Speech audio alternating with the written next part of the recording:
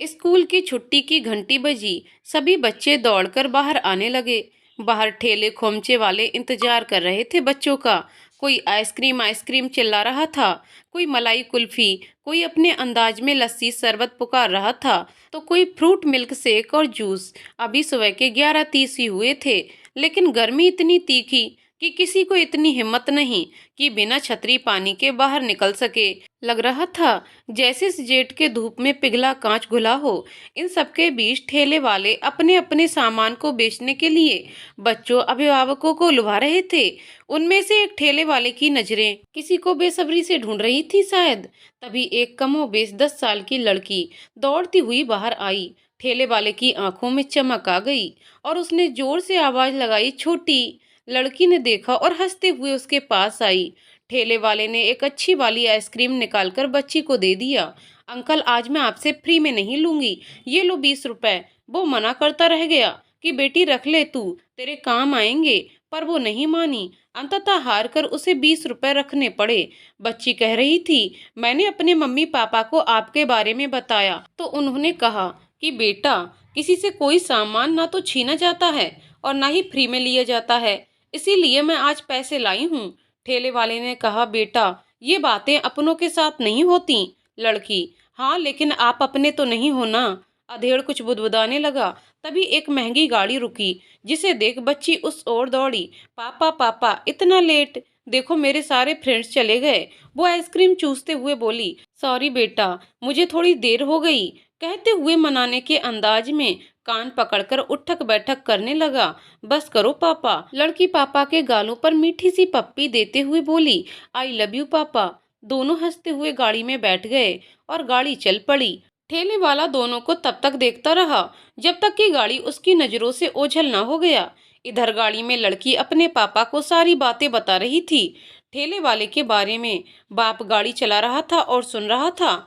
शहर का बहुत बड़ा और नामी वकील, सब इज्जत करते थे उसकी। नाम शोहरत दाम सब कुछ था उसके पास। उसकी बेटी शहर के चोटी के कॉन्वेंट स्कूल में पढ़ती थी। 3 सालों से लगातार टॉपर थी अपने बैच में। बेटा, इन सब ठेले खोमचे वालों पर भरोसा मत किया करो। क्या जरूरत है हर रोज उसके पास जाकर आइसक्रीम खाने की? दूसरे भी तो हैं, और शहर में इतने सारे आइसक्रीम पार्लर हैं, तुमको जहाँ भी मन हो खा लेना। इन ठेले वालों का आइसक्रीम तुमको बीमार भी कर सकता है। पिता बोले जा रहा था, पर पापा, वो बहुत अच्छा है और उसका ठेला भी सबसे ज्यादा साफ रहता है। और बस करो लीना, बस। मैं तुम्हें पहले भी 3-4 बार बोल चुका हूँ, तुम वहां नहीं जाओगी कल से। पापा की चीख सी निकल गई थी। कुछ देर के लिए सन्नाटा सा था गाड़ी में, फिर दोनों घर पहुंच गए। सुबह हुई, स्कूल शुरू हुआ और फिर हर दिन की भांति छुट्टी हुई। फिर ठेले वाले ने उस बच्ची को आवाज दी। लड़की अनसुना कर आगे बढ़ गई। आदमी निराश हो गया, बुझे मन से ठेला समेटा और घर चला गया। अगले दिन वो बच्ची को फिर बुलाया और पूछा, क्यों नाराज हो मुझसे? लड़की ने बोला, मना किया है पापा ने। तब तक लड़की के पापा तमतमाते हुए आए और एक झन्नाटेदार तमाचा जड़ दिया ठेले वाले के गाल में। चीखते हुए कहने लगे, क्या समझते हो खुद को? क्या बदतमीजी कर रहे हो मेरी बेटी के साथ? कितने दिनों से देख रहा हूँ तुझे। गुंडे, जहल, गवार, चोर, तेरी बेटी नहीं है क्या? तेरी बेटी नहीं है क्या? ऐसा लगा जैसे एक शब्दभेदी बाण सरसराता हुआ आया और उसके कलेजे को चीरता हुआ देह के आर पार हो गया और वो घायल जमीन पर घुटनों के बल बैठ गया। अंधेरा छा गया चारों ओर, आंखें डबडबा गईं। उसने गालों को सहलाते हुए कहा, मैंने कुछ नहीं किया साहब, आपको कुछ गलतफहमी हुई है। तब तक पुलिस भी पहुंच चुकी थी। अमीर आदमी ने लगभग धमकाते हुए कहा, चल अब तुझे जेल की हवा खिलाता हूँ। सारी अकड़ और औकात ना बता दी तो मेरा नाम भी विवेक सिंह नहीं। भीड़ भी वहां जमा हो चुकी थी। कोई उसे आक्रोश से देख रहा था तो कोई सहानुभूति से। ठेले वाला हाथ जोड़कर बोल रहा था, साहब मेरी पहले बात तो सुनो। मैंने कुछ नहीं किया साहब, अब सारी बातें थाने में सुनाना। दरोगा ने उसकी बात को काटते हुए कहा। नामी वकील विवेक सिंह ने उस ठेले वाले को झूठे केस में फंसाकर 15 साल की सश्रम कैद की सजा सुनवाकर उसे सलाखों के पीछे धकेल दिया। अचानक किसी ने उसे हिलाया। उसकी तंद्रा टूटी तो सामने जेल का कर्मचारी था। उसने बोला, कहीं खो गए हो? ये लो अपने कपड़े और यहाँ रजिस्टर में साइन कर दो और फिर जाओ अपने घर। बीबी बच्चे वहाँ इंतजार कर रहे होंगे। वो अतीत को छोड़कर वर्तमान में आया और जी साहब कहते हुए साइन किया और सामान उठाकर जाने लगा। सोचता रहा कौन सा घर, बीबी, बच्चे। फिर उसे 15 साल पुरानी बात याद आई। तेरी बेटी नहीं है क्या? ये शब्द ऐसे गूंजते जैसे कहीं बिजली गिरी हो और पूरा का पूरा वृक्ष धराशायी हो गया हो। सोचते सोचते आंखें गीली हो गईं। किसी तरह अपने आप को संभाला और बाहर आ गया। 15 साल बीत गए, पुरानी बातें हो गईं। शहर नया हो गया, नए मॉल बिल्डिंग बन गए, सड़कें चौड़ी हो गईं, शहर की रफ्तार बढ़ गई। 15 साल बाद ठेले वाला पुराने शहर के नए अंदाज को देखा, हवा को महसूस किया, चखा और आत्मसात किया। वो 2 कमीज एवं पैंट वाला झोला लेकर चला जा रहा था। कहाँ, उसे खुद ही पता नहीं था, बस चला जा रहा था। कुछ सोचते हुए वो बुदबुदाया, कहाँ जाऊं? कुछ देर सोचने के बाद उसे मंगल याद आया। फिर खुद से कहा, क्या हाल है मंगल का? अभी भी चाट का ही ठेला लगाता है या फिर बिजनेस बदल लिया? फिर वो मंगल के घर की ओर मुड़ गया, पर वहां जाने पर मंगल का घर नहीं मिला। बदल चुका था सब कुछ इन 15 सालों में। फिर उसने मंगल के बारे में पूछा। कुछ देर में उसे मंगल का पता मिल गया। अरे मंगल यार, तेरी दुकान है, अबे तू तो बड़ा आदमी बन गया। मतलब ये हुआ कैसे? एक ठेले से तूने इतना कमाया कि खुद का कैटरिंग बिजनेस खोल लिया। वाह दोस्त वाह, मजा आ गया। ये कहते हुए उसने मंगल को गले लगा लिया। मंगल ने भी खुले दिल से अपने पुराने बिछड़े दोस्त का स्वागत किया। फिर ढेर सारी बातें हुईं। आखिर 15 साल की कहानी 15 मिनट में पूरी जो करनी थी। फिर बातों का सिलसिला चलता रहा। बात जब लीना और उसके पिता विवेक सिंह पर पहुंची तो उस अधेड़ के चेहरे पर अजीब से भाव थे। मंगल कह रहा था, यार तेरे जाने के कितने सालों तक मैं उस स्कूल में ठेला लगाता रहा। धीरे धीरे लीना भी भूल गई वो बात। पिछले 6-7 सालों में मैंने भी नहीं देखा उसे। सुना है शहर के बाहर पढ़ाई करने गई है। गई है मतलब अभी तक आई नहीं क्या? अभी कहाँ है वो? अधेड़ के चेहरे पर कई सवाल थे। मंगल बोला, यार डर मत, वो इसी शहर में है और 2 दिन बाद उसकी शादी है। और हाँ, उसकी शादी का कैटरिंग का ऑर्डर मुझे मिला है। मंगल के जवाब में खुशी और गर्व दोनों थे। तू एकदम सही वक्त पर आया है, मंगल बोल रहा था। पर यार मैं वहां जाऊंगा कैसे? वकील तो देखते ही बाहर कर देगा मुझे। बंगले में तो घुस ही नहीं पाऊंगा। उसकी बातें उसकी निराशा को दर्शा रही थीं। दोस्त तू बहुत जल्दी हिम्मत हार जाता है। देख, तू न एक बर्तन धोने वाले या वेटर के बेस में चले जाना। इसी बहाने तू लीना को देख भी लेगा और कुछ पैसे भी कमा लेगा। मंगल समझाते हुए बोला। वो खुश हो गया। सोचा कि चलो काम भी मिल जाएगा और धीरे धीरे बिजनेस भी शुरू कर लूंगा। धीरे धीरे सूर्य अस्ताचलगामी हो रहा था, पर इसका ध्यान कहीं और था। पता नहीं क्या सोच रहा था, अपनी 15 साल की दास्तां या फिर 2 दिन बाद का सूर्योदय और मिलन, नहीं पता। रात हुई, आंखों में नींद नहीं। छत पर आसमां की ओर देखकर वो बुदबुदा रहा था। रात में टिमटिमाते तारे थे, एक को खुदा ने उतारे थे। मेरी लाडो मेरी गहना थी तू, मेरी चांदी मेरा सोना थी तू। कहते कहते आंखें डबडबा गईं उसकी। शायद पुराने जख्म थे जो उभर आए थे। कौन कमबख्त कहता है कि वक्त हर जख्म को भर देता है। कुछ जख्म तो वक्त के साथ नासूर हो जाते हैं, जिन्हें वक्त के थपेड़े रह रहकर हरा करते रहते हैं। कुछ गहरे जख्म उसके सीने में भी थे, पर वो किसी को दिखा नहीं सकता था। मर्द जो था रो भी नहीं सकता था। आखिर क्यों? आंसुओं को स्त्रियों का गहना पर मर्दों की कमजोरी मानी जाती है। खैर, जागती हुई करवटों से भरी 2 रात उसने किसी भी तरह गुजार ली। नवंबर का महीना, सुबह हुई, सूर्य लालिमा छोड़ रहा था। धूप पीली हो चुकी थी और मौसम गुलाबी। इस नई सुबह के आनंद और सप्तरंग वो सिर्फ वो ही महसूस कर सकता था जो किसी से मिलने के लिए पिछले 15 सालों से इंतजार कर रहा हो। क्या होती है अधीरता, क्या होता है धैर्य, ये सिर्फ वही महसूस कर सकता था। जल्दी जल्दी नहा धोकर तैयार हो गया वो जाने के लिए। मंगल ने उसे स्टाफ वाली कमीज दे दिया। वो झट से ड्रेस कोट वाला यूनिफॉर्म पहन लिया। वो गाड़ी में बैठा ही था कि कुछ याद आया उसे। तब तक गाड़ी चल पड़ी थी। उसने चीखते हुए ड्राइवर को गाड़ी रोकने को कहा। गाड़ी रुकी भी नहीं थी कि वो उतरकर मकान की ओर भागा। पुरानी कमीज से कुछ निकाला, अपने यूनिफॉर्म में डाला और गाड़ी में जाकर बैठ गया। लगभग आधे घंटे में सभी शादी वाले बंगले में थे। जमघट लगी थी वहां, सभी व्यस्त, किसी को भी फुर्सत नहीं। कोई गाड़ी लेकर बाजार जा रहा था, तो कोई मोबाइल पर ही ऑर्डर दे रहा था। कोई आने की जिद कर रहा था, तो कोई मेहमानों के लिए गाड़ी की व्यवस्था कर रहा था। वो गया और कुक के पास जाकर हाथ बटाने लगा, पर उसकी नजरें किसी और को ढूंढ रही थी, शायद लीना को या उसके पिता को, शायद दोनों को। तभी अचानक उसकी नजर विवेक सिंह पर पड़ी। डाई किए हुए बाल और मूंछ, पूरी तरह से उम्र को छुपाने का असफल प्रयास किया था उन्होंने। जब उसने विवेक सिंह को देखा तो चहकते हुए मिलने चल पड़ा, पर तभी कुछ सोचकर उसके कदम वहीं ठिठक गए। वो शादी में कोई व्यवधान नहीं करना चाहता था, बस विवेक सिंह को देखता रह गया। उसे भी अपने उम्र का एहसास हो रहा था। उसे भी उस वक्त महसूस हुआ कि उसके भी दाढ़ी मूंछ में सफेदी आ गई थी। बाल तो कब के सफेद हो चुके थे। शाम हो चली थी, भीड़ बढ़ रही थी। भीड़ की रफ्तार और उत्साह भी बढ़ता जा रहा था।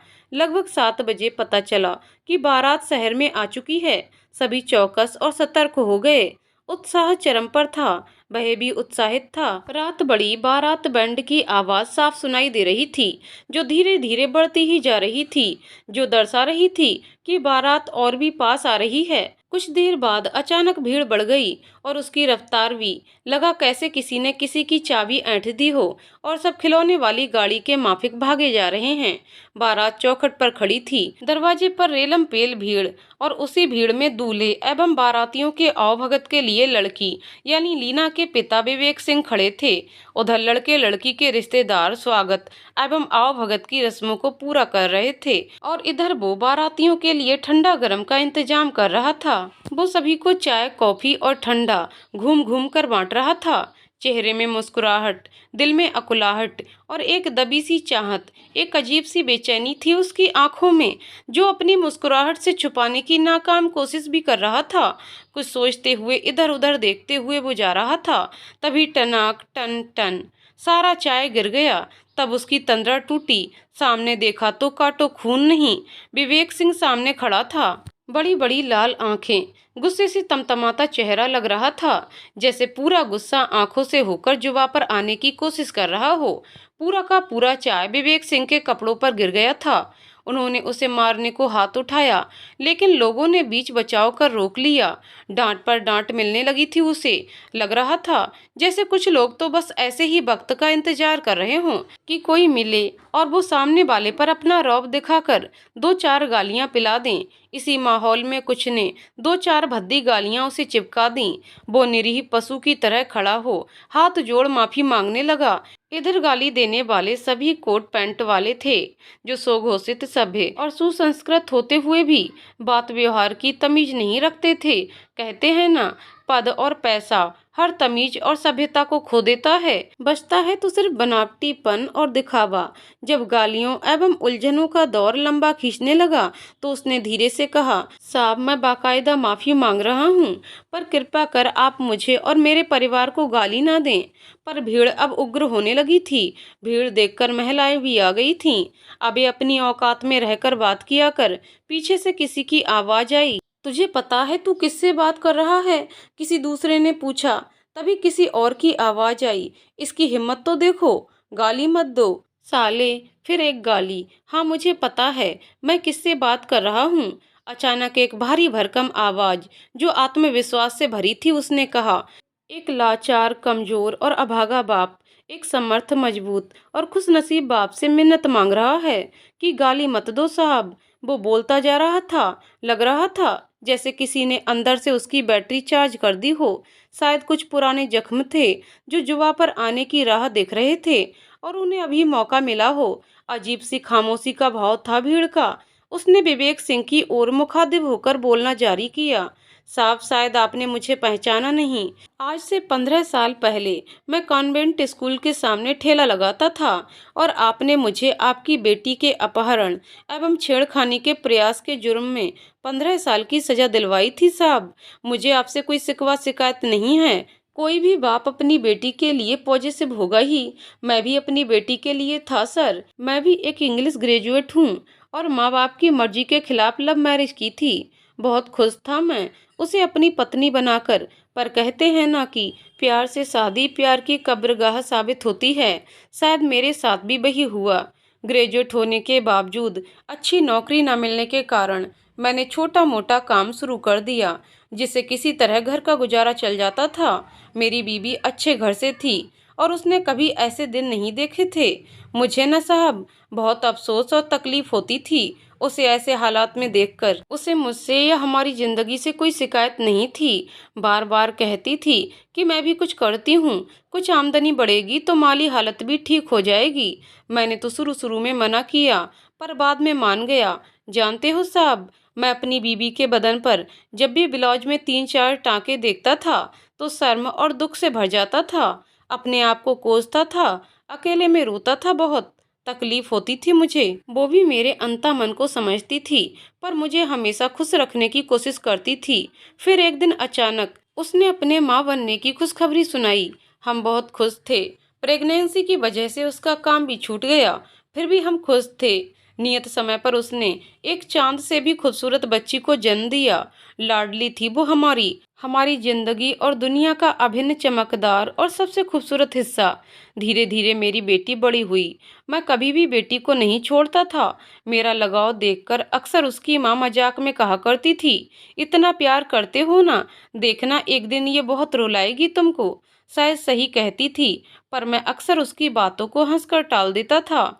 बेटी मेरे पेट पर सोती थी। वो 4 साल की थी जब मेरे साथ लूडो खेलना सीख गई थी। कंधे पर बैठकर मेला घूमती थी, लुका छिपी खेलती थी। सच में उसकी खुशी में ही हमारी खुशी थी। पर साहब, इन खुशियों के बीच मैं अंदर ही अंदर तपता था, धधकता था। माली हालत देख सोचकर इस फ्रस्ट्रेशन ने मुझे कब नशे में उतार दिया पता ही नहीं चला।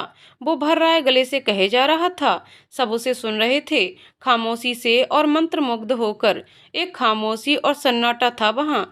शादी थी वहाँ, और एक दिन ऐसा आया, सब कुछ तबाह हो गया। मेरी खुशियाँ, मेरा चांद, मेरा आशियाना, मेरा प्यार, मेरा परिवार और मेरा अधिकार, सब कुछ। वो 15 मई की जेठ की रात जिंदगी की सबसे बीभत्स और खौफनाक रात थी मेरी। मैं खाने में जाम का पैमाना छलकाने में मस्त था दोस्तों के साथ। कब सुबह हुई पता ही नहीं चला। सुबह करीब 4 बजे कोई दौड़ते हुए आया और हाँफते हुए बोला, अबे साले, तू यहाँ दारू पी रहा है और वहाँ तेरे घर में आग लगी है। सब कुछ राख हो गया है, कुछ भी नहीं बचा। भाभी और लाडो का कुछ भी पता नहीं। मैं तो जैसे जड़ हो गया। काटो तो खून नहीं। मैं बदहवास होकर घर की ओर भागा, पर तब तक सब राख हो चुका था। फूस के मकान और फूस के रिश्ते कहाँ टिकते हैं साहब। बस एक चिंगारी काफी होती है इन्हें जलाने के लिए। जाने कितनी देर तक जले हुए आशियाने के सामने चीखा चिल्लाया, पर किसी ने नहीं सुनी।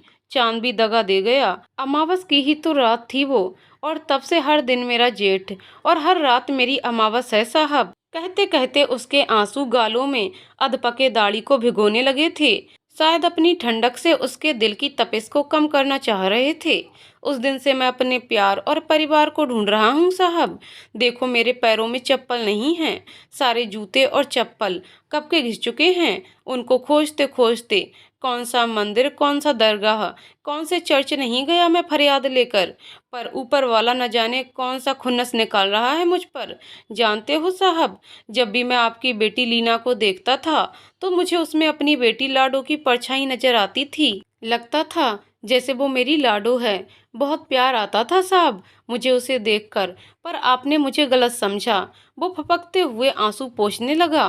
फिर उसने अपने कमीज के जेब से एक पुराना फोटो निकाला, सबको दिखाया, निहारा और हाथों से सहलाया, जैसे याद कर रहा हो, सच में अपनी बेटी को पुचकार रहा हो। सबकी आंखें भर आई थीं। फिर उसने फोटो को पलटा और देखते हुए कहा, पता है साहब, जब भी रात में वो सोती नहीं थी ना, तब मैं उसे ये लोरी सुनाता था। मेरी चांदी, मेरा सोना है तू, मेरी लाडो, मेरा गहना है तू। दिन में चमकता सूरज है, मेरी बेटी उसका पूरब है। रात में टिमटिमाते तारे हैं, एक को खुदा ने उतारे हैं। तभी ऊपर से पानी की 2 बूंदें फोटो पर ऐसे गिरी जैसे चांद उसकी कहानी को सुन रहा हो, और उसकी आंखों से ओस की 2 बूंदें आदमी के पास रखी याद को भिगो रहा हो। वो कुछ आगे लोरी सुनाता। तभी, तेरी धड़कन, तेरा सोना हूँ मैं, तेरी खुशियों का चमकता आईना हूँ मैं, तेरी तोता, तेरी मैना हूँ मैं, तेरी सच्ची झूठी सपना हूँ मैं, तेरी लाडो, तेरा गहना हूँ मैं, तेरी चांदी तेरा सोना हूं मैं। ये लड़की की आवाज थी जो छत से आ रही थी। सभी ऊपर देखने लगे। लाल जोड़े में हाथों में मेहंदी लगा दुल्हन अपने आंखों से आंसू पोंछ रही थी। शायद उसने सब देख सुन लिया था। सभी हतप्रभ थे। वो लड़की दौड़ते हुए आई और अधेड़ के गले में समा गई। बापू, इतनी देर और इतने दिन कहाँ थे तुम? दोनों ऐसे लिपटे जैसे पिता के सागर का ज्वार पूनम की चांद वाली बेटी के मन को छूने का लगातार और अथक प्रयत्न कर रहा हो। लीना उससे लिपटकर रोती रही। पहले तो उसे विश्वास नहीं हुआ, पर वो अब अपनी बेटी को पहचान चुका था। हर बार की तरह इस बार भी भावनाएं शब्दों पर भारी पड़ रही थीं। यहाँ शब्दों की सीमा समाप्त हो भावनाओं का दौर शुरू हो गया था। बहुत संभलते हुए, बापू, उस रात सब कुछ खत्म हो गया था। मैं बच गई क्योंकि माँ ने मुझे नमक लाने दुकान भेजा था। जब लौटी तो सब कुछ आंखों के सामने जल रहा था। मैं बस रोए जा रही थी। मैं माँ को अंदर लेने जा ही रही थी, तभी किसी ने मुझे बचाने के चक्कर में उठाकर एक तरफ किया। इससे मैं गिरकर बेहोश हो गई। जब होश आया तो बहुत कुछ भूल चुकी थी। तेरी माँ कहाँ है लाडो? नहीं पता बापू। मेरी बच्ची कहाँ थी अब तक? कहाँ कहाँ नहीं ढूंढा तुझे। कितनी रात नहीं सोया मैं। कुछ रुकते हुए उसने फिर बोला, मुझे पता है बेटी, जितना बुरा मैं आदमी हूँ उससे भी ज्यादा बुरा और नाकाबिल पिता और पति हूँ। मैं अपने घर को नहीं बचा पाया। मेरी धर्मपत्नी की कोई खबर नहीं है। मेरी बेटी कहाँ है ये नहीं पता मुझे। मुझे माफ कर दे लाडो। दुल्हन बोली, नहीं बापू, आप अभी भी दुनिया के सबसे अच्छे बापू हो। पर ये जो आपके सामने खड़े हैं ना, उन्होंने मुझे नई जिंदगी दी है। उसका इशारा विवेक सिंह की तरफ था। मैं इनकी इकलौती बेटी थी। उसने अपनी बातों को पूरा किया। विवेक सिंह की ओर हाथ जोड़कर अधेड़ ने कहा, साहब, आपने मेरी बेटी को वो जिंदगी दी जो मैं सपने में भी नहीं दे सकता था। मैं आपको जितना भी धन्यवाद कहूँ कम होगा। शब्दों में इसे मैं नहीं बांध सकता। विवेक सिंह की आंखों में पानी था। घुटनों के बल बैठ गए और हाथ जोड़कर नम आंखों से कांपते स्वर में कहा, मुझे माफ कर देना। मैंने आपको गलत समझा और झूठे केस में 15 साल की सजा दिलवाई। मैं अपनी बेटी को अपने सिवा किसी और के पास नहीं देख सकता था। अब आप ही बताएं सर, क्या करता मैं? मेरी कोई संतान नहीं थी। ऊपर वाले ने उपहार दिया था मुझे लीना के रूप में। कैसे छोड़ देता उसे मैं यूं ही? उनसे पूछो उनका दर्द सर, जिनकी कोई संतान नहीं होती, जिनकी जिंदगी नीरस और खाली रहती है। उनसे पूछो उनका दर्द, जो जिंदगी सिर्फ इस ख्याल और उम्मीद में गुजार देते हैं कि काश हमारी भी कोई संतान होती जो हमें माँ पापा बुलाती। अंधे की लाठी होते वो। उनसे पूछो उनका दर्द, जो डॉक्टर और भगवान के दर जाकर अपनी जवानी और धन सब खो चुके हैं। ऐसा लगता है जैसे ऊपर वाला भी कान में तेल डाल कंबल ओढ़कर सो गया हो। आप ही बताएं सर, अगर उसी इंसान को ऊपर वाले ने उपहार दिया हो तो क्या उसे कभी खोना चाहेगा? नहीं ना। मैं भी अपनी इस अमानत को खोना नहीं चाहता था। कोई भी जब इसे देखता तो जलन होती थी मुझे। मैं इसे अपने मुंह से कभी अलग ना कर पाया। पर सर, आपको पता है, लीना भले ही मेरे पास 21 साल रही, पर उसका दिल तो हमेशा आपके पास था। कई बार मैंने उसे सपने में बोलते सुना है कि बापू, मुझे मेला घूमना है, कंधे पर बिठाओ ना मुझे। पर मैंने कभी कुछ नहीं कहा। मेरे पास रहते हुए भी लीना आपके ही पास थी। कोई कितना भी मजबूत और समर्थ क्यों ना हो, वक्त उन्हें घुटनों के बल ला ही देता है। और ये प्रत्यक्ष नजारा हर कोई देख रहा था। एक नामी वकील आज उस ठेले वाले के समक्ष घुटनों के बल बैठा था, जो कभी उसके सामने घुटने टेक कर विनती कर रहा था, लेकिन उसने उसे 15 साल की सजा दिलवाई थी। आज अभी उसी शख्स ने विवेक सिंह का हाथ पकड़ा और उठाते हुए कहा, नहीं साहब, किसी को कोई बेशकीमती चीज अगर बहुत प्रयास और इंतजार के बाद मिले तो वो उसे कभी नहीं खोना चाहेगा। और आपने भी तो वही किया। कुछ स्वाभाविक सी गलतफहमियां थीं बस। हर बाप अपनी इकलौती संतान के लिए उतना ही पॉजिटिव होगा जितने कि आप थे। आपने वही किया जो आपको सही लगा। गलत तो वक्त था साहब। ये कहते हुए उस बूढ़े ने फिर से अपनी बेटी को गले से लगा लिया। लीना को भी जैसे इसी वक्त का इंतजार अपनी आधी जिंदगी से था। अजीब सी गंध आ रही थी उस शख्स के शरीर में, पर वही गंध बेटी को सौंधी लग रही थी और अपनापन का एहसास करा रही थी। लग रहा था जैसे 21 साल की बेरुखी और इंतजार से जेठ वाली तपती पिता की गर्मी के ऊपर वाले ने आषाढ़ की पहली बारिश बेटी के रूप में कर दी हो, और पहली बारिश से निकली माटी की सौंधी महक और ठंडक को बेटी आंखें बंद कर पिता के सीने में महसूस कर रही हो। पीछे से जगजीत सिंह की आवाज सबके कानों में गूंज रही थी, कोई फरियाद तेरे दिल में दबी हो जैसे, जागते जागते एक उम्र कटी हो जैसे। विवेक सिंह बोल रहे थे, मैं चाहूंगा कि चूंकि आप लीना के अपने पिता हैं तो आप ही अपनी बेटी का कन्यादान करें। उनकी आंखों में चमक और त्याग दोनों था। सबके मन के मैल धुलने लगे थे जो आंसुओं के साथ बाहर निकल रहे थे। सबके नेत्रों की गंगोत्री से निकली आंसुओं की गंगा उसके दिल के मैल को धो रही थी। उस ठेले वाले ने मना करते हुए कहा, मैं भले ही इसका पिता हूँ, पर सही मायने में पिता धर्म तो आपने निभाया है। बहुत बातें हुई पर कोई हल ना निकला कि आखिर कन्यादान करे कौन। तभी किसी बुजुर्ग ने सुझाव दिया कि ये तय करने का अधिकार लीना को दिया जाए। लीना कुछ देर सोची, फिर बोली, मैं बापू के कंधे पर फिर से चढ़ना चाहती हूँ, डोली में, और मेरा कन्यादान दोनों पिता मिलकर करें, यही मेरी कामना है। अधेड़ खड़ा खड़ा सोच रहा था। ऊपर वाला कभी हमारे बीच में गलत नहीं सोचता। उसे पता था कि मैं इतनी खूबसूरत जिंदगी अपनी बेटी को कभी नहीं दे पाऊंगा। इस बच्ची की किस्मत में इतनी अच्छी जिंदगी लिखी थी, शायद इसीलिए उसने मुझे इससे दूर रखा, और जब सही वक्त आया तो मुझसे कन्यादान करवाकर मेरे पितृधर्म को पूरा करवाया। धन्य हो प्रभु आप, आपके खेल निराले हैं। मन ही मन उसने प्रभु को प्रणाम किया और कहा, आपने फिर से कृष्ण की कहानी बना डाली। फिर वो बुदबुदाते हुए कपड़े बदलने जाने लगा। मेरी चांदी मेरा सोना है तू, मेरी लाडो मेरा गहना है तू, दिन में चमकता सूरज है, मेरी बेटी उसका पूरब है। शादी के कुछ दिनों बाद एक दिन, हेलो, शिवा ने सुबह की चाय की चुस्की लेते हुए कहा। हेलो बापू, कैसे हो आप? लीना ने पूछा। हाँ मैं ठीक हूँ, तू बता कैसी है, बीर कैसा है, कैसा चल रहा है दोनों का? शिवा ने फोन पर सवालों की झड़ी लगा दी। सब अच्छा है बापू, आपको पता है ना कि बीर ने रेड लाइट एरिया में छापा मारा था और बहुत सारी लड़कियों को छुड़ाया था। हाँ हाँ, मुझे भी पता चला। ऐसे ही काम करते बेटा, किसी से भी नहीं डरना। बापू पता है, उसकी हेड भी पकड़ी गई है।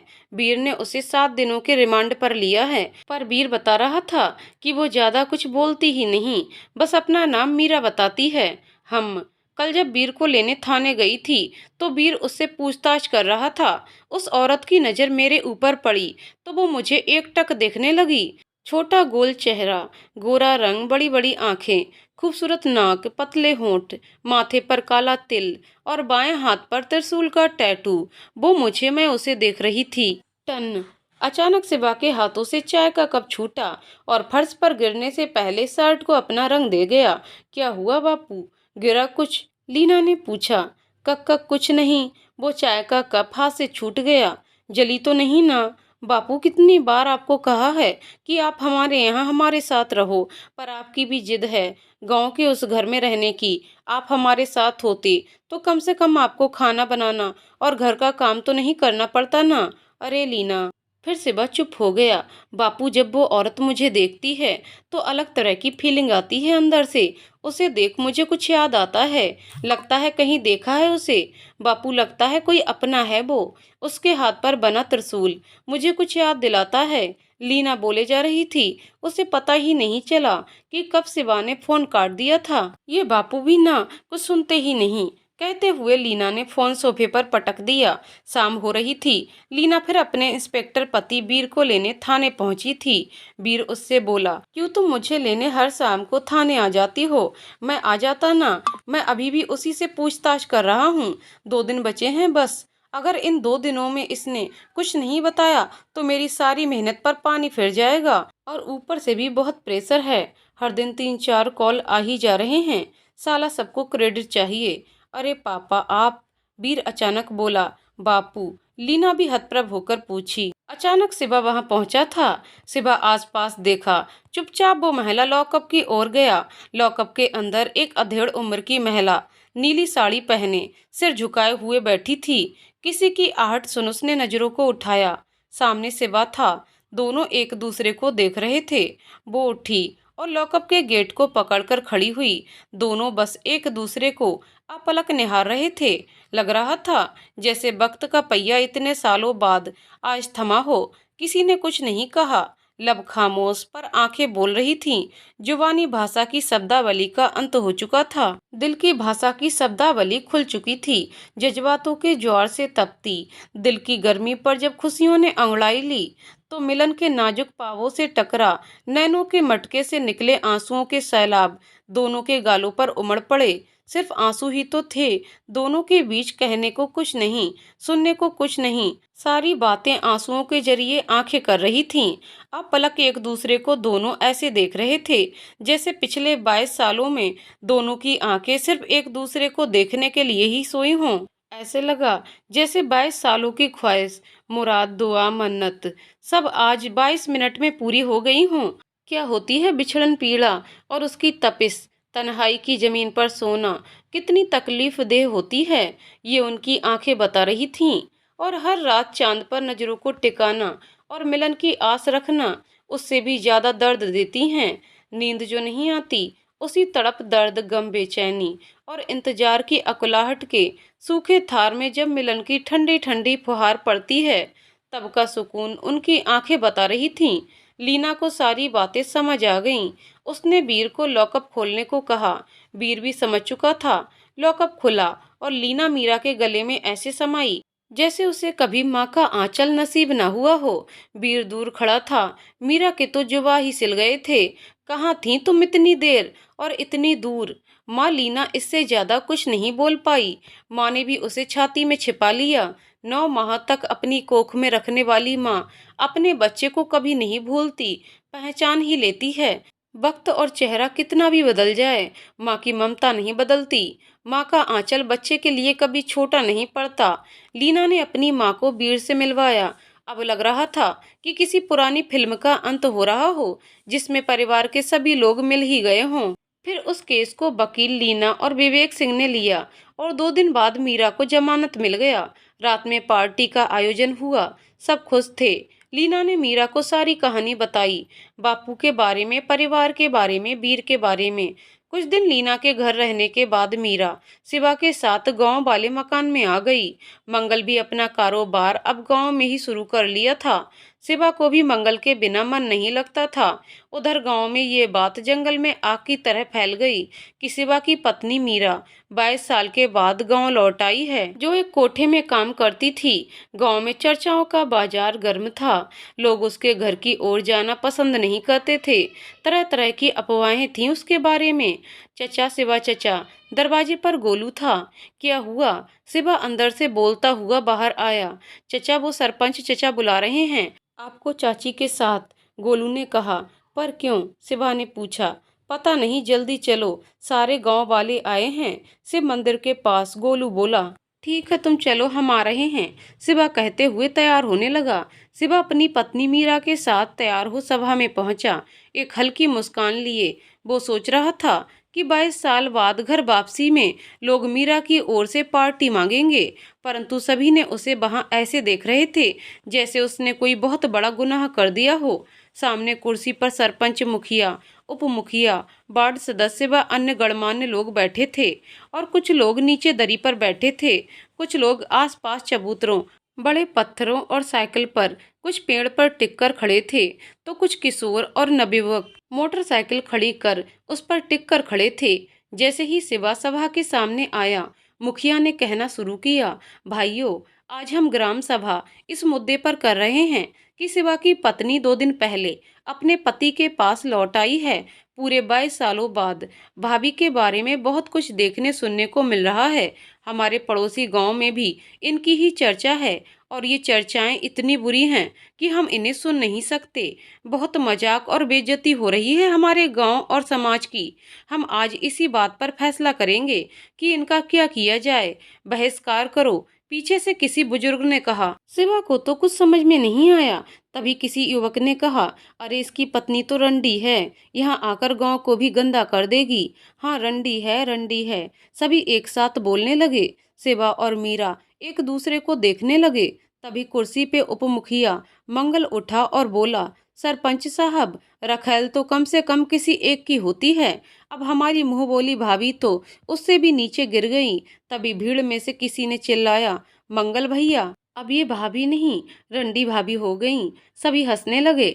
शिवा को इसकी जरा सी भी उम्मीद नहीं थी कि उसका सबसे जिगरी दोस्त उसे ऐसे मोड़ पर दगा देगा। आंखें नम हो गईं। जुबा से एक शब्द न निकल पाया। तब मीरा सरपंच से बोली, सरपंच साहब, हमें भी अपनी बात रखने का मौका दीजिए। तभी मुखिया बोला, हाँ हाँ, आप लोगों को इसीलिए बुलाया गया है ताकि आप अपनी बात सभा में रख सकें। तभी मंगल ताना मारते हुए बोला, इसलिए बुलाया गया है ताकि बेइज्जती कर गांव और समाज दोनों से निकाल सकें भाभी जी। सभी फिर हंसने लगे। सिवा तो जैसे जड़ हो गया था। भीड़ चिल्ला रही थी, ये रंडी है, रंडी है, बाहर निकालो, बाहर निकालो। तभी इसी बीच एक बुजुर्ग उठे और बोले, बेटा सिवा, हमने तो 50 सालों में इस समाज में बहुत उतार चढ़ाव देखे, मगर ऐसा मामला नहीं देखा कि कोई इस तरह की औरत अपने घर लौटकर आई और हमारा समाज चुप रहा। समाज की भी अपनी कुछ जिम्मेवारियां हैं, इज्जत है, और हम इस समाज की भलाई के लिए ही तो सोचते हैं, करते हैं। अरे बाबा, आप चुप रहो ना। सरपंच जी, आप भी इसी वक्त इस जोरू के गुलाम और इस रांड का मुंह काला कर, सिर मुड़वाकर, गले में जूते की माला पहना, गांव में घुमाकर गांव और समाज से बाहर निकालो ताकि आने वाले समय में दोबारा ऐसा करने की कोई हिम्मत ना कर सके। धीरू ने कहा। तभी आशीष बोला, हमने तो उस तरह भी लाया हुआ है। सभी ने हाँ में हाँ मिलाया। पीछे से बड़ा नारा लगाया, रंडी भाभी हाय हाय। सभी पीछे से बोलने लगे। मंगल भी साथ देने लगा। हर दरवाजे में कुंडी है। भीड़ बोली, सिवा की बीबी रंडी है। भीड़ में एक महिला चीखी, हाँ हूँ मैं रंडी, मैं रंडी हूँ। ये मीरा की आवाज थी। अगर मैं रंडी हूँ तो फिर आप लोग क्या हैं? अगर एक औरत एक से अधिक मर्दों के साथ सोए तो रंडी, लेकिन वही एक मर्द एक से अधिक औरतों के साथ सोए तो मर्द। सभा में सन्नाटा पसर गया। मंगल देवर जी, क्या आप बताएंगे कि आपने अभी तक कितनी शादियां की हैं? मंगल सकपकाया, फिर चिल्लाकर बोला, भाभी जी, आप मुझ पर लांछन लगा रही हैं। हर कोई ये जानता है कि मेरी पहली पत्नी की मौत के बाद सुलेखा मेरी दूसरी बीवी बनी। भीड़ की ओर देखते हुए, भाइयों, अब तो समाज से बहिष्कृत लोग भी समाज को ढंग और सलीका सिखा रहे हैं। अब तो सुअर भी नाली के पानी को साफ करने लगे हैं। सभी ठहाके लगाने लगे। मीरा ने चिल्लाते हुए कहा, चिल्लाइए मत देवर जी, सच हमें भी पता है, आपको भी पता है। आपकी पहली बीबी मरी नहीं, जिंदा है। आपने उसे दिल्ली में ₹40,000 में बेचा और ये अफवाह फैला दिया कि उसकी मौत एक एक्सीडेंट में हो गई, और आप ये छुपा रहे हैं कि सुलेखा आपकी दूसरी नहीं, तीसरी बीबी है। और सुलेखा को सिर्फ आपने इसलिए रखा है क्योंकि ये कोर्ट का आदेश है। प्रिय देवर जी, आपने अपनी दूसरी बीवी का तो कोई इतिहास ही नहीं बताया। क्यों नहीं बताया कि राधिका किसी टूर पर गई तो आज तक लौटी ही नहीं। उस टूर के दौरान आप तो घर पर भी नहीं थे, ससुराल में भी नहीं, और ना ही किसी दोस्त के घर। देवर जी, ये तो आपको ही पता होगा ना कि राधिका किस टूर में कहाँ गई, जो अब तक नहीं लौटी। और तो और, आपने उसे खोजने का प्रयास तक नहीं किया। मीरा बोले जा रही थी। और चाचा, आप 70 साल के हो गए हैं, ठीक है, आप बहुत मामले देखे हैं समाज में, लेकिन क्या आप बताएंगे कि आपकी छोटी बहू कैसे जली? आखिर क्यों चचा? हर घर में सिर्फ बहुएं ही जलती हैं, बेटियां नहीं।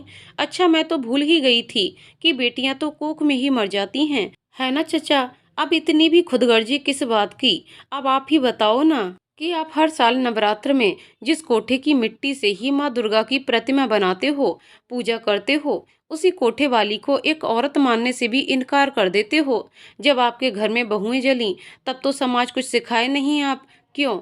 और धीरू जी, क्या आपने अपने बेटे का सर उस समय मुड़वाकर मुंह काला करवा दिया, जूते की माला के साथ गांव में घुमाया था जब सूरज ने एक नाबालिग दलित के साथ दुष्कर्म किया था? वो तो गर्भवती भी हुई थी, तब आपका बेटा अशुद्ध नहीं हुआ। तब तो आप पैसा देकर मामले को रफा दफा कर दिए थे। और आशीष, तुम तो वही उस्तरा लाए हो ना, जिससे पड़ोस वाले गांव के लोगों ने तेरा अंगूठा बकरी चोरी के जुर्म में काट लिया था। अब तो सुअर भी नाली के पानी साफ करने लगे हैं, मीरा ने तंज कसते हुए कहा। अब भीड़ उग्र होने लगी थी। समाज को आईना दिखाओ तो सियार का झुंड हुआ हुआ करने ही लगता है। अरे ये रंडी है, निकालो इसे यहाँ से। अब एक कोठे वाली हमें समाज के नियम सिखाएगी साली। जोरदार हंगामा हो गया था सभा में। भीड़ बोले जा रही थी, अरे इधर तो आ, फिर देखता हूँ कितना रस है बाकी तेरे में रांड। केवट चिल्लाया, अरे ये लो खड़ी हूँ मैं सबके सामने, असली मर्द है तो आजा और जो करना है कर ले। मीरा ने चुनौती देते हुए कहा।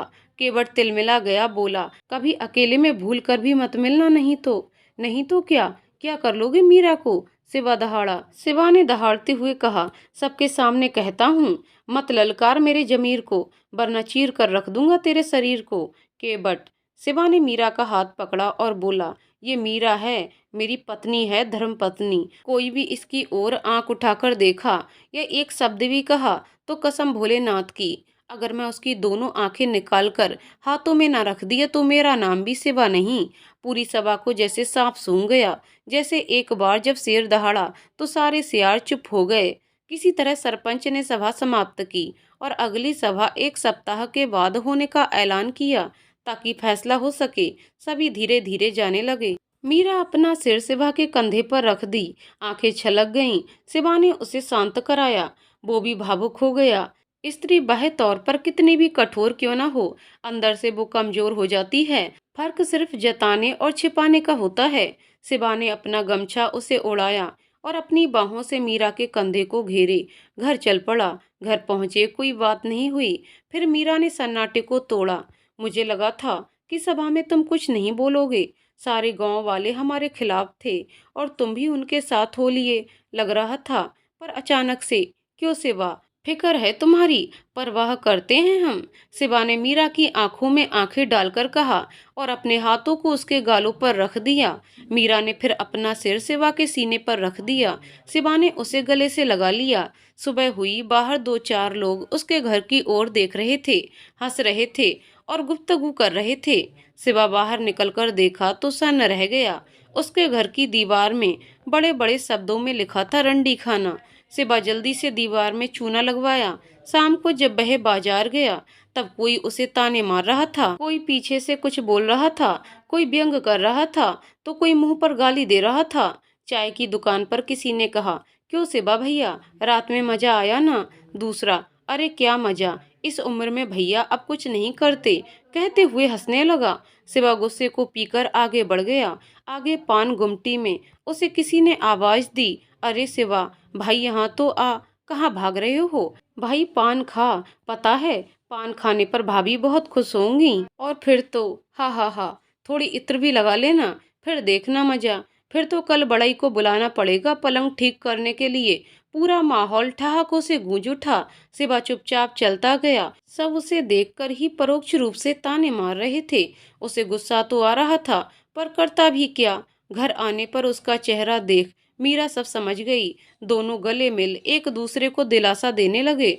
अगले सुबह जब मीरा पानी भरने गई तो सारी महिलाएं ऐसे खिसक लीं जैसे वह कोई अछूत हो। अब दोनों अपने ही गांव में अछूत हो गए थे। ये सब बातें अब रोज की हो गई थीं।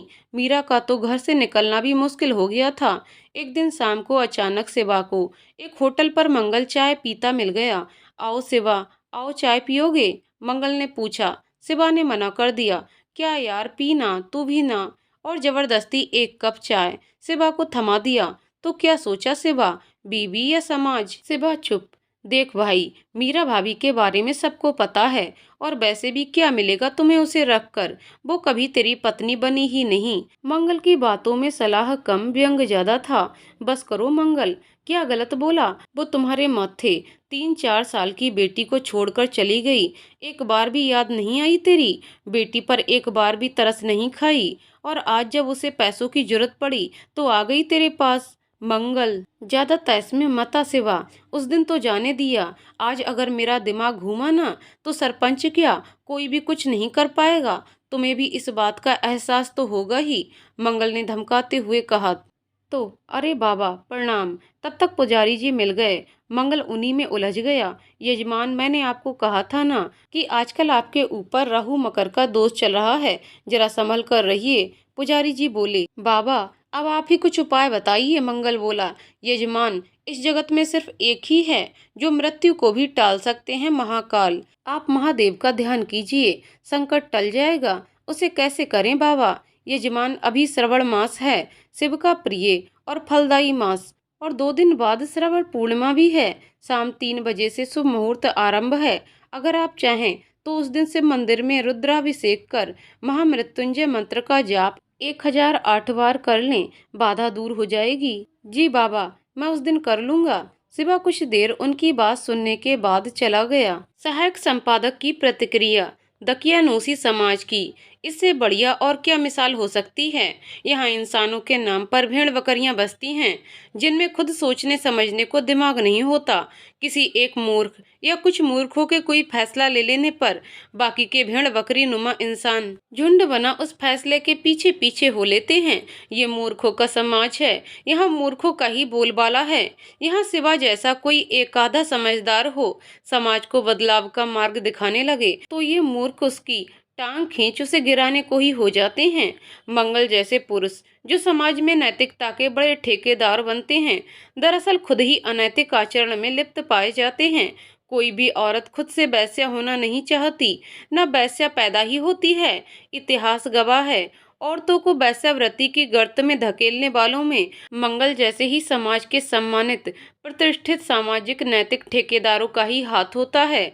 काम वासना से लिप्त ये सामाजिक ठेकेदार एक तरफ तो छिपे तौर से औरतों का शोषण कर इनको भोगते हैं, दूसरी तरफ खुलेआम औरतों के चाल चलन पर उंगली उठा इनको सामाजिक तौर पर तिरस्कृत कर भद्दी गालियों से संबोधित करते हैं। ऐसे ही रात गुजर गई। सुबह हुई, शाम, फिर रात। मीरा हाथों में मेहंदी लगाई थी, सूखा भी नहीं था अभी तक। बातों बातों में मीरा को पिछली बातें याद आने लगीं। पता है सिवा, एक वेश्या की भी ख्वाहिशें होती हैं, सपने होते हैं, दिल होता है, हाड़ मांस होते हैं। उनका भी मन करता है किसी के नाम का सिंदूर लगाने का, किसी के लिए चूड़ियां पहनने का, किसी के नाम पर संवरने का। उसका भी मन करता है कि कोई होता जिसके लिए वो सर्वस्व और वो किसी की जिंदगी होती। उसे वासना नहीं, प्रेम की नजरों से देखता, उसके बच्चों का नाम और पहचान होता। पता है सिवा, वैश्याओं के बच्चे नहीं होते, अगर होते भी हैं तो उनका कोई नाम नहीं होता। हरामी बोलते हैं सब उसे, हरामी। मीरा निर्विकार और सपाट चेहरे पर धीमे स्वर में बोले जा रही थी, जैसे कोई डिप्रेशन में बोलता है। उसका बोलना जारी था।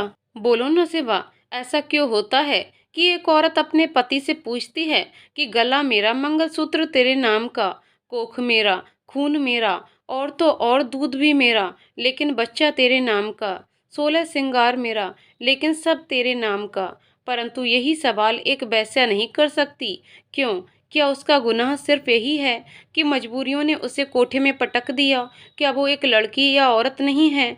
क्या ये नाइंसाफी नहीं है कि जिस कोठे की मिट्टी से माँ दुर्गा की प्रतिमा बनाकर लोग नवरात्र करते हैं, उसी कोठे में रहने वाली को एक औरत तक नहीं समझा जाता? क्या कोई वेश्या जानबूझकर या शौक से बनती है? नहीं ना, हर किसी की मजबूरी होती है सिबा। धोखे होते हैं उनके साथ, गरीबी पहुंचाती है उन्हें वहां। कुछ तो इतनी अभागन होती हैं कि उनके चाचा मामा ही वहां पहुंचा देते हैं, और बची खुची वो होती हैं जिन्हें लोग हरामी कहते हैं। वहां जाने के बाद कोई वहां से भाग भी नहीं सकता, ना ही बगावत कर सकता है। एक कमरे में 5-5, 6-6 लोग सोने को मजबूर होते हैं। मच्छरदानी तक नसीब नहीं होती उन्हें। कितनी बीमार होती हैं वो अंदर से, फिर भी आराम नहीं कर सकती। बस अपना जिस्म सौंप देती हैं ग्राहक के सामने। सिवा निरुत्तर सिर झुकाया बैठा था। ये सवाल मीरा ने सिवा से नहीं, समाज से किया था, जिसका उत्तर शायद किसी के पास नहीं था। सोचते सोचते सिवा कब कुर्सी पर ही सो गया, पता ही नहीं चला। मीरा उसे उठाकर बेड पर सुलाई, माथे को चूमा और उसे चादर उड़ाकर खुद सो गई। सुबह हुई। सभी अपने अपने कामों में व्यस्त थे। रक्षाबंधन का त्योहार मना रहे थे। सिवा दोपहर 2 बजे कुछ काम से बाजार गया। 1 घंटे बाद लौटा वो, तो घर का दरवाजा खुला था। उसे कुछ अनहोनी का एहसास हुआ। बाहर के कमरे में टेबल पर एक चिट्ठी थी। प्रिय शिवा, जब तक तुम घर आओगे मैं शायद नहीं रहूंगी। मुझे माफ कर देना, मैं तेरा साथ नहीं दे पाई। हर मोड़ पर तुझे अकेला छोड़ दिया। मैं बहुत ही शर्मिंदा हूँ कि मैं तेरी एक गुनहगार हमसफर। जब मैं पहले तुमसे दूर हुई तो हमारा घर जलकर खाक हो गया था और लाडो हमसे दूर हो गई थी। वो हादसा नहीं, षड्यंत्र था शिवा। घर में आग लगी नहीं थी, लगाई गई थी। उस रात जब मैंने लाडो को नमक लाने बाहर भेजा था, तब मंगल आया था और पीछे से धोखे से मुझे कब्जे में लेकर मेरी अस्मिता के साथ खेलने की कोशिश करने लगा। जब मैंने चिल्लाने की कोशिश की तो मेरी आंखों और मुंह पर पट्टी बांध दी और अनजान जगह ले जाने लगा और जाते जाते घर में आग लगा दिया। उस अनजानी जगह में मुझे बेहोशी का इंजेक्शन लगा दिया और न जाने कितनी बार मेरी जिस्म के साथ खेला। जब मेरी आंखें खुली तो सामने एक बुड्ढे को नंगे पाया। मैं चिल्लाई तो गाली देते हुए वो बोला, चुप साली, इतने पैसे दिए हैं मैंने। तब मुझे पता चला कि मुझे कोठे में बेच दिया गया है। उस दलदल से जाने कितनी बार निकलने की बेकार और असफल कोशिश की। धीरे धीरे वक्त बीता और जब जवानी और रूप ढलने लगे तो मुझे वहां का हेड बना दिया गया। मैं जिंदगी में अछूत बन गई सिवा। मेरे माँ बाप ने मुझे छोड़ दिया, तुमसे दूर हो गई, बेटी दूर हो गई। वक्त ने कोठे तक पहुंचा दिया और अब समाज ने बहिष्कृत कर दिया। पर सिवा, हर घड़ी हर वक्त जिस शख्स ने मेरा हाथ थामा वो तुम थे। जब मेरे माँ बाप ने मुझे छोड़ा तब तुमने मुझसे शादी कर मेरे जीवन में खुशियां दी। जब लाडो हमसे दूर हुई तब तुमने उसे ढूंढकर उसका कन्यादान कर पितृधर्म का निर्वहन किया। और जब समाज ने मुझे एक कोठे वाली वैसे अरंडी कहा तब भी तुमने ही सबकी बोलती बंद की थी। मैं तेरी कर्जदार हूँ कि हर वक्त तुम मेरे साथ रहे और मेरा साथ दिया। मुझे हजारों में सिर्फ वो शख्स चाहिए था जो मेरी गैर मौजूदगी में भी मेरा अपमान या आलोचना ना सुन सके, और वो सिर्फ और सिर्फ तुम थे। सिवा, जब तुम मुझसे दूर थे और मैं कोठे वाली की जिंदगी जी रही थी, उस वक्त भी मेरी सांस और आस सिर्फ तुम थे। वहां मेरे मंगलसूत्र को निकलवा दिया गया था और अपने हाथों से उन्होंने सिंदूर मिटा दिया था। तब से मैं उस मंगलसूत्र को कमर में बांधना शुरू किया ताकि किसी की नजर वहां ना पड़े, और उसी मंगलसूत्र में मैंने हर दिन सिंदूर लगाना आरंभ कर दिया ताकि मुझे मेरे शादीशुदा सुहागन होने का एहसास होता रहे। हमारे मकान भले ही फूस के थे, पर हमारा रिश्ता कभी फूस का नहीं रहा। इतनी आसानी से सब कुछ खत्म नहीं होना था हमारे रिश्ते में। और जब मैं यहाँ आई तो तुमने मुझे उसी रूप में अपनाया जिस रूप में मैं तुमसे दूर चली गई थी, धर्म पत्नी के रूप में। परंतु समाज ने इसकी बड़ी सजा दी तुमको। सिवा, मैं सब कुछ बर्दाश्त कर सकती हूँ, पर तेरा अपमान, तेरा दर्द और तेरी खामोशी नहीं। जब लोग मेरे कारण तुझे ताने मारते हैं, अपमानित करते हैं, गालियां देते हैं और तुम चुपचाप सिर झुकाकर आगे बढ़ जाते हो, तो मुझे अपने आप से घिन होने लगती है। मैं अशुद्ध और अपवित्र हूँ, पर इसका खामियाजा तुम्हें भुगतना पड़ता है। हद तो तब हो गई सिवा, जब कल फिर मंगल यहाँ आकर जबरदस्ती करने लगा और असफलता के बाद धमकी देकर गया। तुम लोगों को एक सप्ताह का वक्त दिया था। अब तुम लोगों का जीना कैसे मुहाल करता हूँ, देखते जाओ। सिवा, मैं टूट चुकी हूँ, मैं अब नहीं जी सकती, मैं जा रही हूँ। एक अंतिम इच्छा है कि जब तुम मेरे मृत शरीर को फंदे से नीचे उतारोगे तो प्लीज मुझे वैसे ही चूमना जैसे मुझे पहली बार चूमे थे, और वैसे ही जोर से गले लगाना जैसे पहली बार मुझे गले लगाए थे। मेरी आत्मा को शांति मिलेगी। और हाँ, मैं इसी लाल जोड़े में 16 श्रृंगार के साथ दुल्हन के रूप में विदाई चाहती हूँ। साथ क्या, 700 जन्मों तक तेरी, मीरा। सिवा भागते हुए अंदर कमरे में गया। मीरा, मीरा, हाथों में मेहंदी, गले में मंगलसूत्र, मांग में सिंदूर, 16 श्रृंगार के साथ लाल जोड़े में दुल्हन बनी मीरा के देह का भार सीलिंग पंखा एक रस्सी के सहारे गले को थामे था। कुर्सी नीचे गिरा था। कमरे में अंधेरा और भयावह सन्नाटा था। लग रहा था जैसे शिवा की जिंदगी एक दुल्हन थी जो सज संवर कर मौत का दामन थाम ली थी। जैसे ये कुर्सी शिवा का सहारा था जो गिर चुका था, और ये सन्नाटा एवं अंधेरा कमरे की नहीं, उसकी खुशियों की थी। वह झूलते हुए शरीर के पैरों को दोनों हाथों से पकड़कर बैठ अपने भीतर जमी बर्फ को पानी बना पैरों को ऐसे धो रहा था जैसे गंगा गंगोत्री के बर्फ से निकलकर केदारनाथ के पांव धोती है। आसमान में घनघोर बादल बारिश की आहट दे रहे थे। बिजली चमकने और कड़कने लगी थी। लग रहा था जैसे बादल भी शिवा का साथ देने जमी पर आ रहे हों। शिवा ने बड़ी हिम्मत कर फंदे को पंखे से हटाया और गोद में लेकर नीचे उतारने लगा। तभी मीरा की साड़ी कमर और हाथों से खिसकी, जिस पर जले के पुराने घाव थे।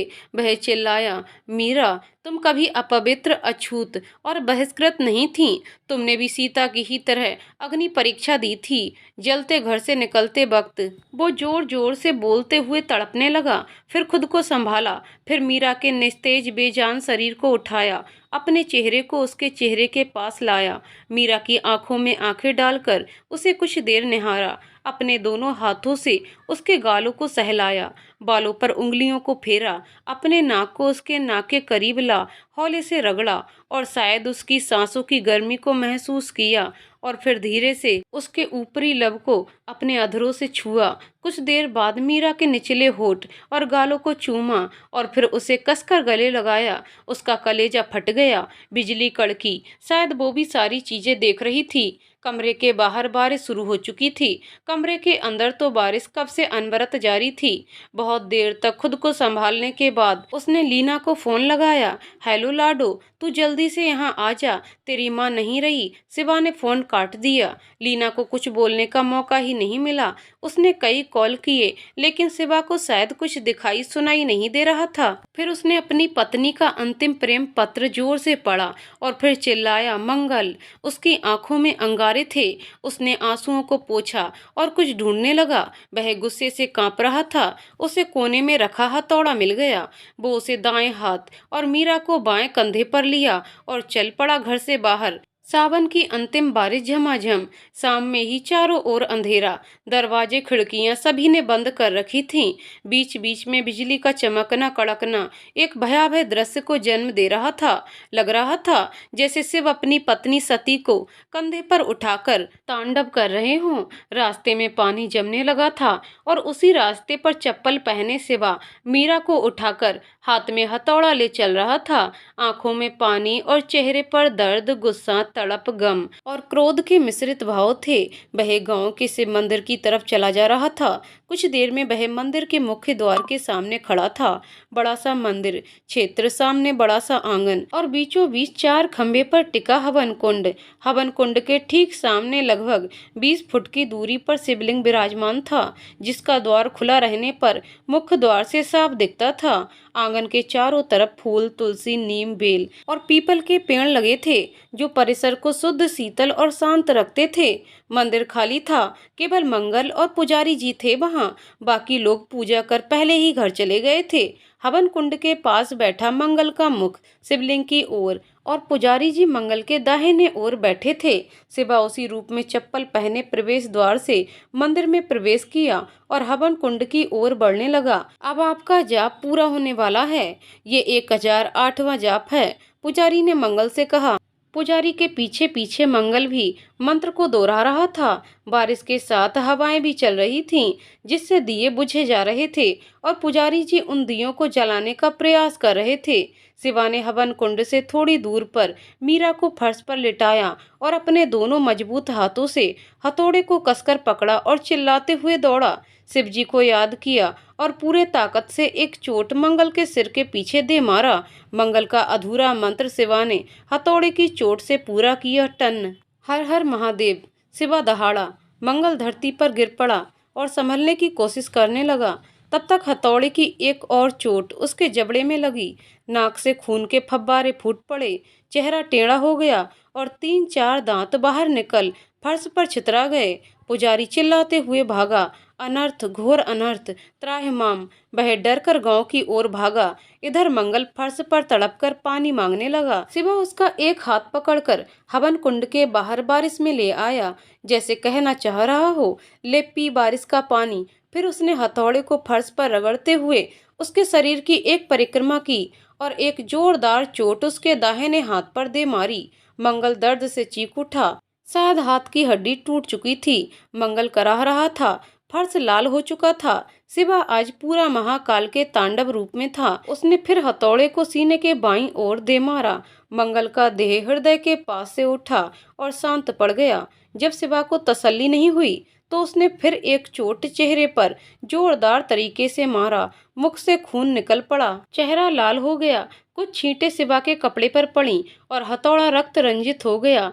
हर हर महादेव कहते हुए उसने एक और चोट सिर पर, फिर अंतिम चोट उसके गुप्तांग पर मारी। बेजान पड़े देह भी वत्स, भयानक डरावना दृश्य। दो लाश के बीच शिवा खड़ा था। तब तक गांव वाले भी छाते बरसाती लेकर आ गए थे। शिवा ने सबकी तिरछी नजरों से सबको देखा और हथौड़ा लिए उठ खड़ा हुआ। गांव वाले चारों ओर घेरा बनाकर खड़े थे। शिवा ने बाएं हाथ से मीरा को उठाकर कंधे पर रखा और दाहिने हाथ में हथौड़े को फर्श पर टिकाकर खड़ा हुआ। बारिश थमी नहीं थी। चारों ओर अंधेरा, बिजली चमकने से शिवा का चेहरा चमक रहा था। चेहरे में भाव, आंसू थे गालों में, प्रेम के, दर्द के, खुशी का, गम का या फिर गद्दारी का, नहीं पता। बिखरे बाल, हल्की दाढ़ी, मूछ, कमीज के अधखुले बटन से सीने के बाल दिख रहे थे। गले में त्रिशूल वाली लॉकेट की माला को बिजली से चमका रही थी। नीचे पतलून और पैरों में चप्पल, एक हाथ में मीरा और दूसरे हाथ में हथौड़ा। लग रहा था जैसे आज श्रावण पूर्णिमा की शाम स्वयं महाकाल शिवा सती मीरा को लेकर मंगल का हत्या नहीं, उसका वध और संहार करने आए हों, वो भी अपने ही घर शिव मंदिर में। शिवा का रूप देखकर गांव वालों की जुबान पर ताला लग गया था। तभी शिवा गरजा, देख लो इस मंगल का हश्र, जिससे मना करने के बावजूद मेरी पत्नी की तरफ आंख उठाकर देखने और गंदी जुबां बोलने की गुस्ताखी की। दोस्त से भी बढ़कर माना था मैंने उसे, लेकिन इसने इसने मेरे पीठ पर छुरा घोंपा, मेरी पत्नी पर गलत नजर रखी। इसलिए मैंने भी इस पर पीछे से वार किया। जैसे को तैसा दिया है मैंने। और है कोई कोई है जो ऐसी गुस्ताखी करने की हिम्मत रखता हो? अगर है तो सामने आ। सारी भीड़ बुत बनी खड़ी थी। किसी की हिम्मत नहीं थी कुछ कहने की। शिवा हथौड़े को भी दाहिने कंधे पर रखा और मीरा को ले मंदिर से बाहर जाने लगा। गांव वालों ने उसे चुपचाप रास्ता दिया। सही कहा गया है कि समाज में साधारण रहोगे तो कुचल दिए जाओगे, शेर की तरह दहाड़ोगे तो समाज तेरे पीछे हो जाएगा। समाज से आंखें मिलाकर बात करो, समाज मेमना बन जाएगा। सांझ हो गई थी, बारिश थमने लगी थी, हवाएं अभी भी चल रही थीं और शिवा मीरा को लेकर शमशान की ओर चला जा रहा था। वह शमशान पहुंचने ही वाला था कि गाड़ियों का काफिला वहां पहुंचा। विवेक सिंह, लीना, वीर और उनके रिश्तेदार वहां पहुंच चुके थे। लीना दौड़ते हुए अपनी मां के पास आई और लिपटकर ऐसे रोई जैसे कई जन्मों के दर्द से भरे आंसू को आज रास्ता मिल गया हो। सभी के नयन नीर से भरे थे। किसी को कोई संभालने वाला कोई नहीं था। सभी खुद को ही सांत्वना दे रहे थे। सभी खुद ही गिरते और खुद को संभालते। धीरे धीरे जब भावनाओं का उफान कम हुआ तो मीरा को चिता पर लिटाया गया। उस पर लकड़ियां रखी गईं। कोई मीरा को विदाई नहीं देना चाहता था। जब मुखाग्नि देने की बारी आई तो शिवा ने जलती लकड़ी को लीना के हवाले कर दिया। ये क्यों? लीना ने पूछा। जब तू पैदा हुई थी तो तेरी माँ ने मुझसे वचन मांगा था कि उसकी चिता को मुखाग्नि हमारी बेटी देगी, शिवा ने कहा। मीरा की चिता जल रही थी। हवाएं बंद नहीं हुई थीं। वो तो लपटों को और तेज कर रही थीं, जैसे मीरा कह रही हो, मुझे ऐसा प्यार और ऐसी विदाई देने के लिए शुक्रिया। केस हुआ, सुनवाई हुई। वकील बाप बेटी की जोड़ी की वजह से शिवा जमानत पर लीना के घर पर था। जिस कानून ने उसे झूठे केस में 15 साल जेल में रखा, जेल में तो मीरा को रखा था, उसी कानून ने उसे सच्चे केस में जमानत दे दी थी। एक सुबह शिवा बालकनी में खड़ा सूर्य को निहार रहा था। सुबह सुबह क्या सोच रहे हो बापू? पीछे से लीना की आवाज आई। शिवा की तंद्रा टूटी और बोला, ओ कुछ नहीं। आज माँ का जन्मदिन है ना? हाँ, आज आप भी उनको बहुत मिस करते हो ना? हम। बापू एक बात पूछूं? लीना ने पिता को पीछे से गले लगाते हुए बोला। दोनों की आंखें भर गई थीं। हाँ, पूछना। आप माँ को इतना प्यार क्यों करते हो? लाडो, जब हमारी शादी की पहली सालगिरह थी तो मैंने मीरा से गिफ्ट मांगने को बोला। पता है तेरी माँ ने क्या कहा था? उसने कहा था, मुझे तुम मिल गए शिवा, कुछ नहीं चाहिए मुझे। मेरी दुनिया, मेरा सब कुछ तुम हो। बस एक गुजारिश है तुमसे, अगर जिंदगी के किसी मोड़ पर हम बिछड़ जाएं, हमारे रास्ते अलग हो जाएं और हम दूर हो जाएं, तो प्लीज मुझे सब कुछ कह लेना, पर कभी बेवफा मत कहना। मैं बेवफाई का कलंक लेकर नहीं जी सकती सिवा। सिवा का गला भर आया। लीना की आंखों में भी नमी थी। फिर खुद को संभालते हुए ठंडी सांस लेते हुए कहा, बापू, आप माँ से इतना प्यार करोगे ना तो मुझे जलन होने लगेगी। हा हा हा। पूरा कमरा बाप बेटी के ठहाकों से गूंज उठा। लेकिन एक सवाल अभी भी लेखक के जहन में उठ रहा था। गुनहगार कौन? वक्त, समाज, जमाना, दोस्त, बीबी, रिश्ते या फिर खुद सिवा? तो दोस्तों, कहानी यहीं पर समाप्त होती है। दोस्तों, आपको कहानी कैसी लगी कमेंट करके ज़रूर बताइएगा। कहानी पसंद आई हो तो वीडियो को लाइक शेयर करें और चैनल को सब्सक्राइब करें। कहानी को पूरा सुनने के लिए बहुत बहुत धन्यवाद दोस्तों।